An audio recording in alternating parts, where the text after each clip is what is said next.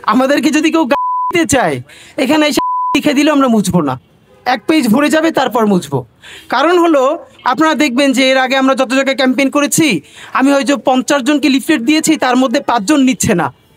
এখন সেই 5 জন যে নিচ্ছে না এটাকে কাট করে অনেকে ছড়ানোর চেষ্টা করছে যে মানুষ আমাকে উপেক্ষা করছে। আমি বুঝে পাই না মানুষের এই বুঝ কবে ঠিক হবে। ধরেন 100 মানুষের 100 মানুষই আমার লিফলেটটা যদি নেয় তাহলে তো আমি 3 লাখ ভোটই পাবো ভাই, তাহলে ইলেকশনের কি দরকার? মানে আমার এত মানুষ আমার লিফলেট নিবে কেন? আমরা তো বরং অবাক হই যে 50 জনের মধ্যে অন্তত 45 জন নিচ্ছে। এখন আমরা আমাদেরকে প্রস্তুত করতে চাচ্ছি এভাবে যে আমরা আরও কত উপেক্ষা সহ্য করতে পারি। এই যে আমরা লিফলেট দিব, নিবে না, ছুঁড়ে মারবে, এই এখানে কেউ মনে চাইলে এসে যাবে, আমরা সেই বাং করবো যে এইটা যদি কেউ আমাদের ব্যাপারে একটা অসততার এলিগেশন আনে যে না তোমরা করেছো, তাহলে আমরা সেটার উত্তর দিব। আপনাদের মাধ্যমে শুধু এটা জানিয়ে রাখি, আজকে আমরা পরিবেগ এখান থেকে শুরু করলাম, আমরা 2-4 জন 10 জনের সাথে কথা বলবার চেষ্টা করব। আগামী 9 দিন প্রত্যেকটা ওয়ার্ডে বাড়ির সামনে সামনে সামনে যাব, মানুষ যা মনে করে, আমরা কাগজ কলম নিয়ে এসেছি, এখানে লিখবে, আমরা কথা শুনবো।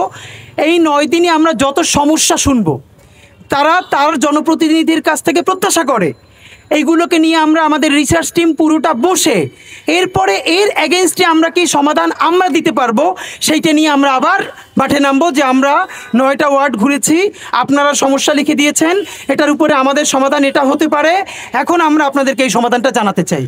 এবং আপনাদেরকে আরেকটা চ্যালেঞ্জ জানাই যে তাহলে আমাদেরকে আসলে ভোটটা দিবে কারা? এটা জাবের বলেছে। আপনারা দেখেন বাংলাদেশে যত ভোট হয়েছে বলেন তো, পুরো আসনে এই যে এখানে 3 লক্ষ প্রায় ভোটার, এর মধ্যে আসলে ভোট দিতে যায় কতজন? তো ধরেন এখানে বিএনপির যে ডেডিকেটেড কর্মী আছে, জামাত ইসলামী আছে, এর বাইরে যে বিরাট ফোর্স, তার পছন্দের প্রার্থী না থাকার কারণে সে কেন্দ্রেই যায় না। আমাদের টার্গেট, আমরা তাদেরকে আশা দেখাতে চাই, আমরা তাদেরকে বলতে চাই প্লিজ আপনারা এবার তারুণ্যের সততার উপরে একবার চেষ্টা করে দেখেন যে তারা কিছু করতে পারে কিনা। আমাদের তো বিএনপির ভোট ভাগাই আইনা আমাদের করার দরকার নাই, জামাত ইসলামীর ভোট ভাগাই আইনা তো আমাদের করার দরকার নাই। যেই মানুষটা দেশকে ভালোবাসে, তার পছন্দের প্রার্থী পায় না বলে ভোট দিতে যায় না, আমরা সেই মানুষগুলোকে এবার কেন্দ্রে নিতে চাই। এবং এই জন্য সবথেকে বড় দায়িত্ব নিতে হবে সরকারকে।